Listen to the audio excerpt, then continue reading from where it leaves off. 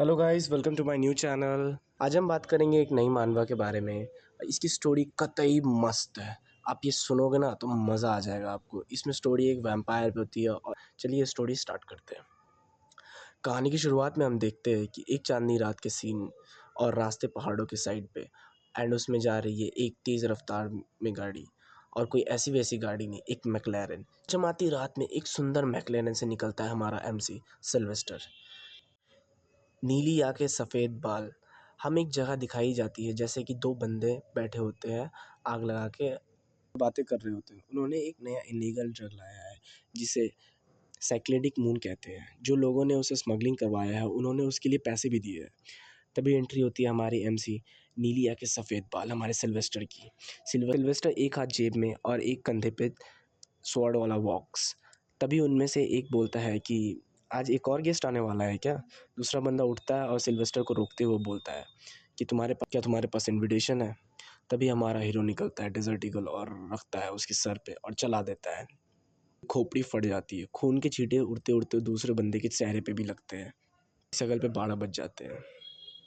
इस चुप्पी को तोड़ते हुए हमारा सिल्वेस्टर कहता है, क्या ये चलेगा इनविटेशन की जगह। सीन चेंज होता है और हमें पार्टी का सीन दिखाया जाता है। सभी लोग मस्त ड्रग्स कर रहे होते हैं। फिर हमें डीजे ऑपरेटर को दिखाया जाता है जो एक लड़की होती है, मस्त म्यूज़िक बजा रही होती है। तभी हम देखते हैं लाल आंखें जिनसे खून रिस रही होती है और उस इंसान के गले पे काट रहा होता है एक वैम्पायर। उसकी आंखें लाल लाल होती है और चेहरे पे मस्त सॉस की तरह खून लगा होता है जिसे वो चाट रहा होता है। तभी हम डीजे वाली लड़की की दिखाई जाती है जिसके शक्ल पे 12 बज जाते हैं। वो वैम्पायर कहता है, क्या रे तेरे पास और मज़ेदार सॉन्ग्स नहीं है जिनको सुन के मेरा मूड अप हो जाए। शायद साले को भोजपुरी सुनना था, माहौल नहीं बन रहा था ना शायद इसीलिए। और कहता है, हम तुम सिर्फ मज़ेदार गाना ढूंढो और उन्हीं को बजाते रहो। क्या ये मुश्किल है? अगर ये काम तुमको मुश्किल लग रहा है तो मुझे अपनी भूख को दबाने की कोई ज़रूरत नहीं है।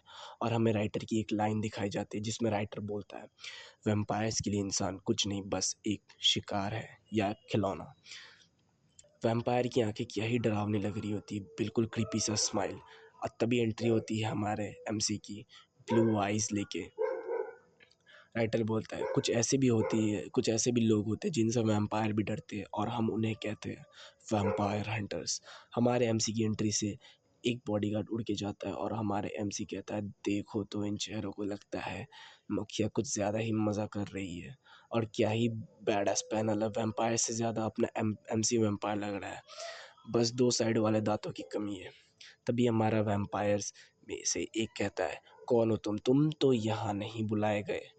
हमारा एमसी दोबारा मस्त डेजर्ट ईगल निकालता है और फिर से सीधे सर पे गोली मारता है और कहता है, क्या रे तुमने मुझे दुखी कर दिया।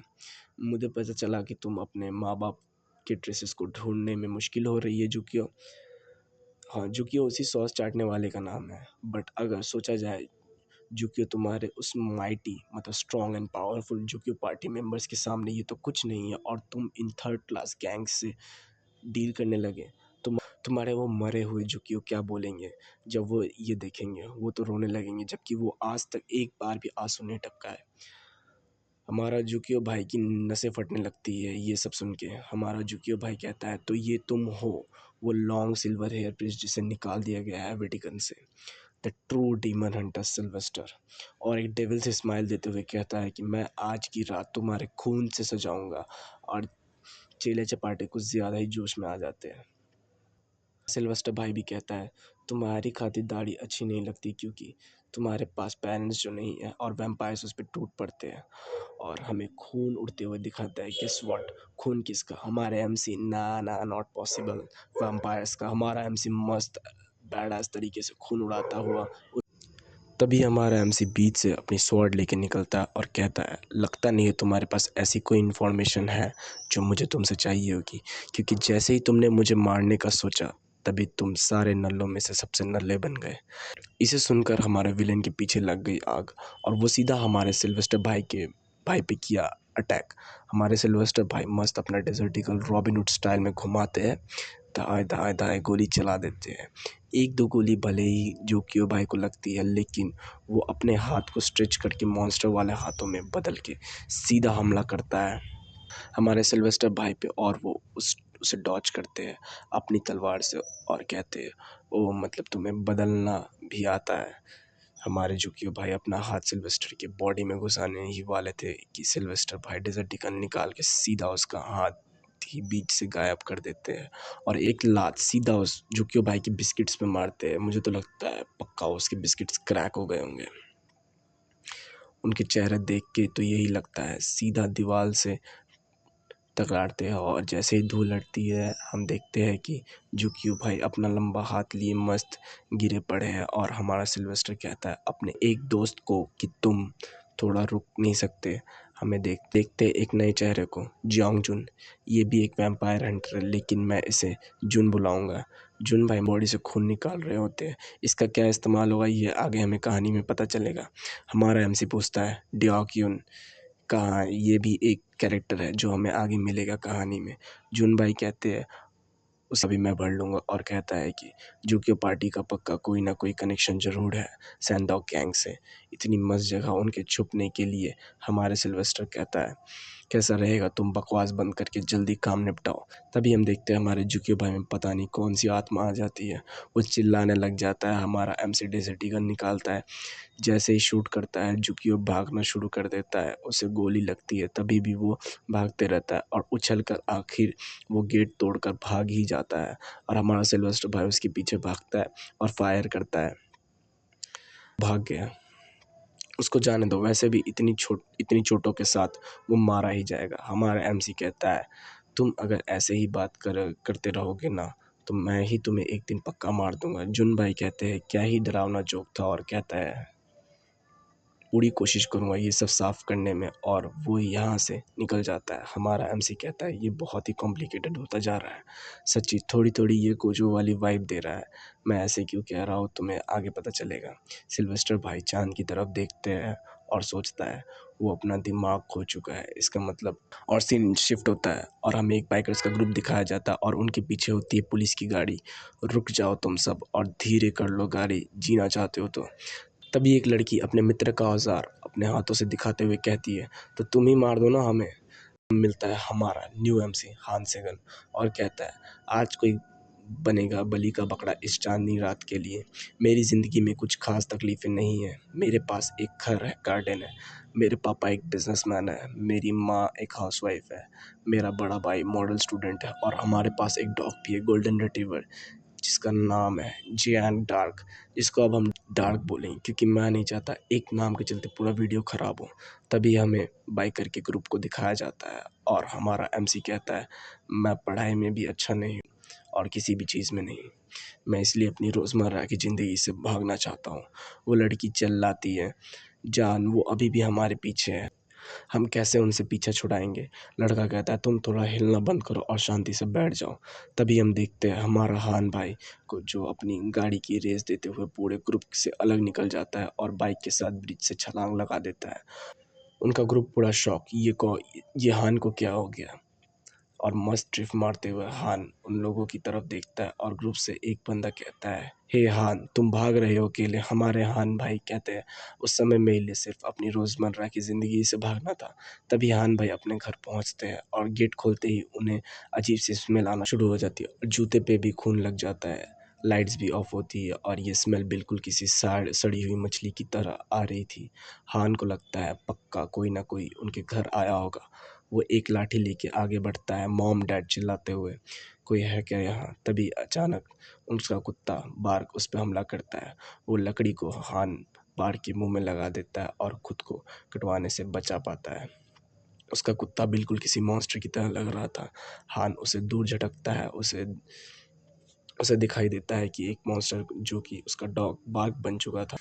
बार्क उस पे झपट्टा मारता है लेकिन हान सीधा बार्क के सर पे मारता है और मारते मारते उसके प्यारे से बार्क का काम ख़त्म कर देता है। तभी उसे उसकी माँ और बाप दिखाई देते हैं जो कि खून में लथपथ होकर गिरे हुए थे।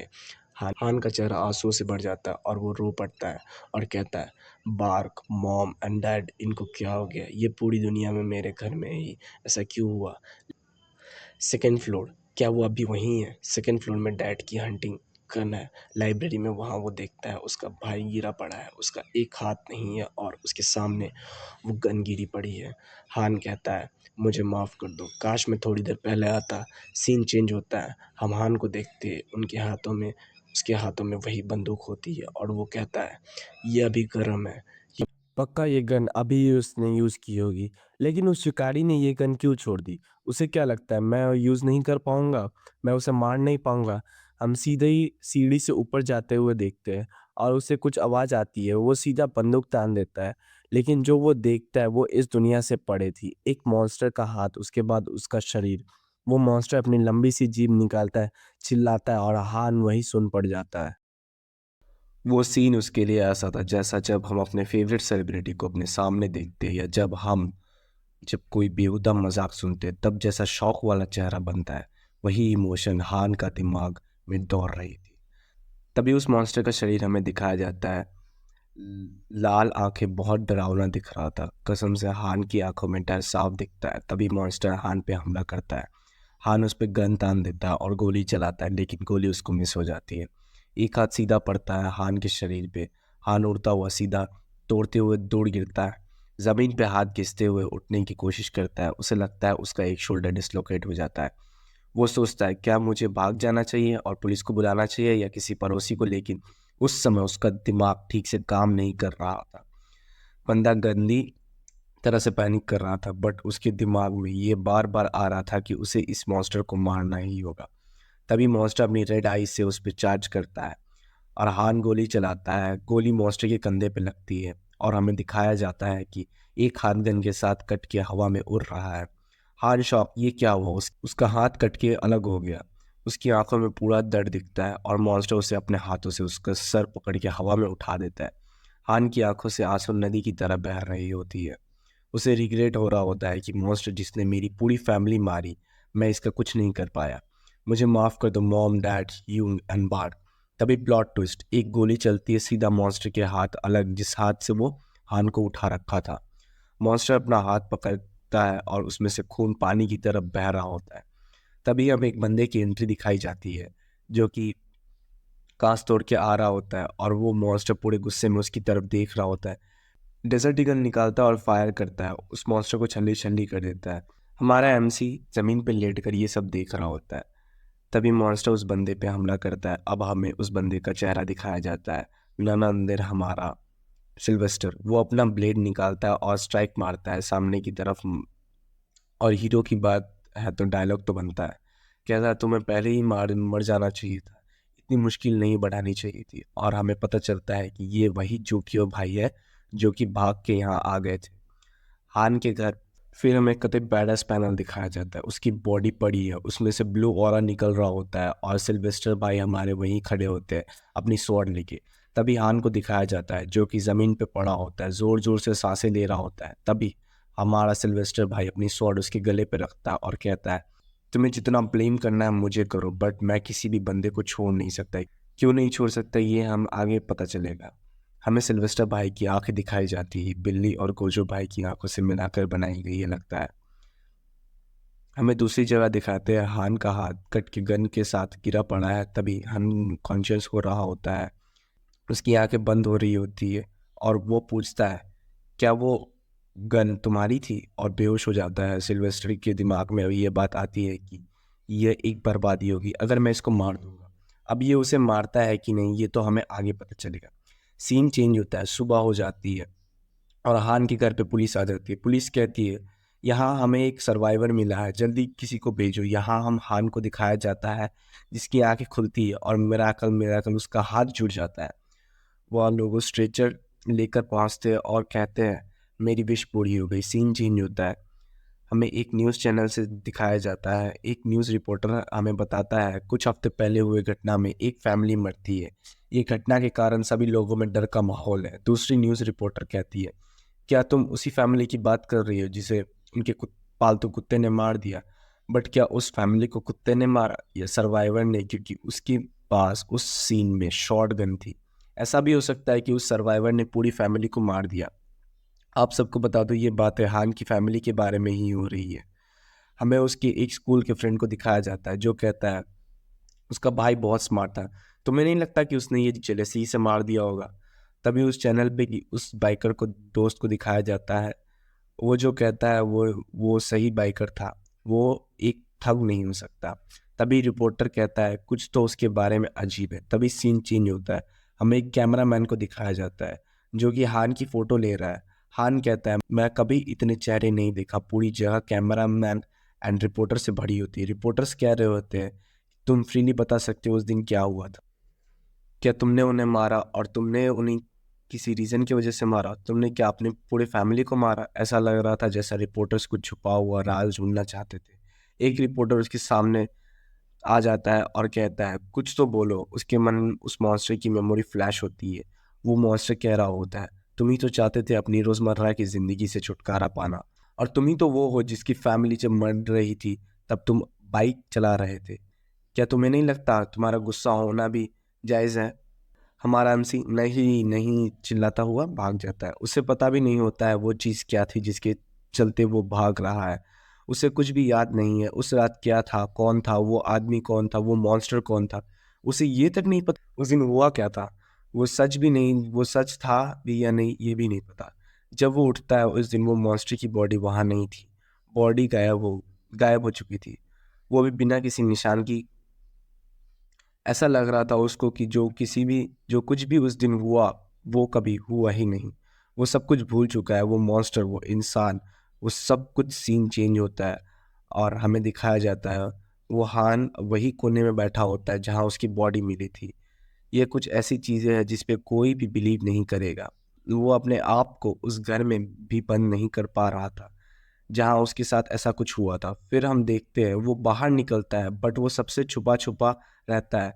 फिर हम देखते हैं वो अपनी गैरेज में जाता है और बाइक को देखता है, बाइक लेकर गेड़िया मारने निकल जाता है। पूरी तेज़ी से बाइक चला रहा होता है। तभी वो एक जगह पे पहुंचता है और हेलमेट उतारता है तो एक खूबसूरत नज़ारा दिखाया जाता है। पूरा शहर क्या ही दिख रहा होता है। तभी हान को कुछ दिखाई देता है और हान शॉक हो जाता है। ये और कोई नहीं, हमारा ये जो सिल्वेस्टर होता है। सिल्वेस्टर चलते हुए हान की तरफ आता है और हान दौड़ के उसके रास्ता रोकता है और कहता है क्या तुम ही थे उस रात जो मेरे घर आए थे? क्या तुम ही ने उस मॉन्स्टर को मारा था? हमारा सिल्वेस्टर उसे चुप रहने को कहता है और गुस्से से उसे देखता है और कहता है तुम सबके लिए बहुत परेशानी खड़ी कर रहे हो। मैंने कहा ना तुमसे आधी रात को मत चिल्ला। हान पूछता है आखिर कौन हो तुम और वो मॉन्स्टर क्या था? सिल्वेस्टर कहता है मैं देखना चाहता हूँ तुम कितना अच्छा सोच सकते हो, तुम्हारी इमेजिनेशन कैसी है, तुम्हें क्या लगता है वो चीज़ क्या हो सकती है? हान कहता है तुम एक एक्सॉर्सिस्ट हो, इसका मतलब ऐसे लोग और प्रीस्ट जो कि प्रेयर्स या ताकत से नेगेटिव थिंग्स को एलिमिनेट या भगा देते हैं। हाँ तुम ऐसा कह सकते हो। हान पूछता है वो चीज़ क्या थी, एक मॉन्स्टर या वैम्पायर? सिल्वेस्टर कहता है वैम्पायर। हान चेहरे का रंग उड़ जाता है। सिल्वेस्टर कहता है अगर तुम्हें इतना पता चल ही गया है तो मैं सीधे पॉइंट पे आता हूँ। तुमने उसका ब्लड पिया, उस वैम्पायर का, क्योंकि उस मॉन्स्टर के एक बूंद खून से भी कोई उसकी तरफ बन सकता है। हाँ मैंने जब उसको गोली मारी थी तब उसके खून के छींटे मेरे पे आ गिरे थे। अब तुम मुझसे ये मत कहना कि मैं अब वैम्पायर बन जाऊंगा। सिल्वेस्टर कहता है ये हो भी सकता है अगर उसका खून तुम्हारे अंदर गया हुआ या तुमने पिया हो। तो हान की शक्ल पे 12 बज जाते हैं। हान पूरा शौक और डर में चला जाता है। तो इसका मतलब ये है कि ये जो हाथ जुड़ा है ये उसी ने जोड़ा है। सिल्वेस्टर उसको बीच में टोकते हुए कहता है कि नहीं ये हाथ मैंने जोड़ा था। हान कहता है कुछ भी बकवास मत करो, ऐसा हो ही नहीं सकता। सिल्वेस्टर कहता है तो तुम्हें क्या लगता है, तुमने देखा वो बकवास नहीं है? हान कहता है इसका मतलब यहाँ इस दुनिया में अभी भी वैम्पायर है। हान कहता है होंगे ही तो ये तुम्हारे जाने की चीज़ नहीं है, चुपचाप अपनी नॉर्मल लाइफ में वापस चले जाओ। हान का गुस्सा फिर पड़ता है। क्या तुम्हें लगता है ये इतना आसान है और ये पॉसिबल भी है? अपना सब कुछ खो दिया है, कैसे कैसे मैं अपनी नॉर्मल लाइफ में वापस जा सकता हूँ?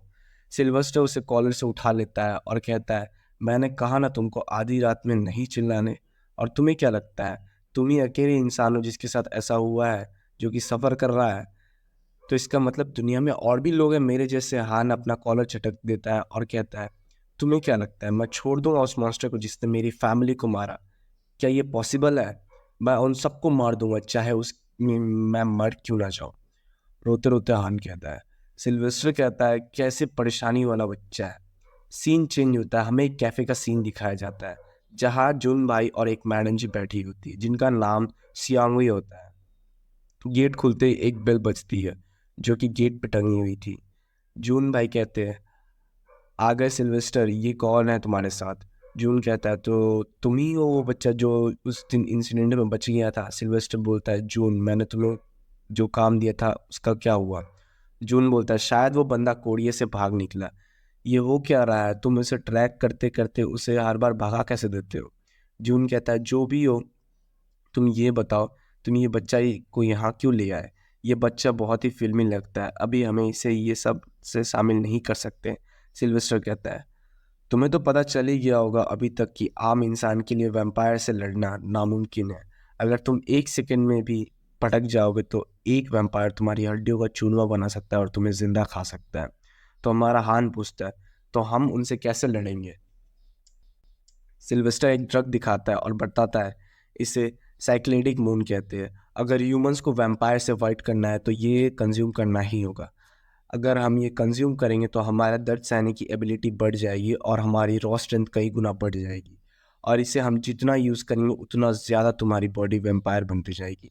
ज़्यादा कंजम्पशन से तुम खुद ही मर जाओगे। और अगर थोड़ी सी भी ऊंच नीच हो गई तो तुम बिल्कुल उन्हीं की तरफ बन जाओगे। क्या तुम अभी भी अपना बदला लेना चाहते हो? मैं कह रहा हूँ तुमसे, अगर तुम अभी भी इस डार्कनेस में आना चाहते हो, जान लो तुम वापस कभी रियलिटी में नहीं जा पाओगे। हार्न कहता है, मैं ऐसा भी अब वापस नहीं जा सकता, और सिल्वेस्टर के हाथ से वो दवाई छीन की कोशिश करता है। तो सिल्वेस्टर कहता है, तुम्हें किसने कहा कि तुम अभी ही इसको कंज्यूम कर सकते हो? तुम्हें इंतज़ार करना होगा। तभी एंट्री होती है हमारे एक नए कैरेक्टर की, सॉन्ग डियाओ की। अब हम सॉन्ग बोलेंगे और सॉन्ग कहता है, ये बच्चा ने बहुत दम है। सिल्वेस्टर कहता है, सॉन्ग मैं इसे तुम पर छोड़ रहा हूँ, इसको उस पॉइंट तक पहुंचा देना कि ये मरे ना। और सॉन्ग कहता है, तुमको मैं कैसे मना कर सकता हूँ? और वो हाल को वेलकम करता है इस मैड मून की दुनिया में। और सिल्वेस्टर सियांगवी को कहता है कि तुम मेरे लिए जल्दी से जल्दी एक बोट अरेंज करो मेक्सिको की। हान उसके पीछे जाता है और कहता है, क्या तुम मेरे मेंटोर नहीं बनोगे?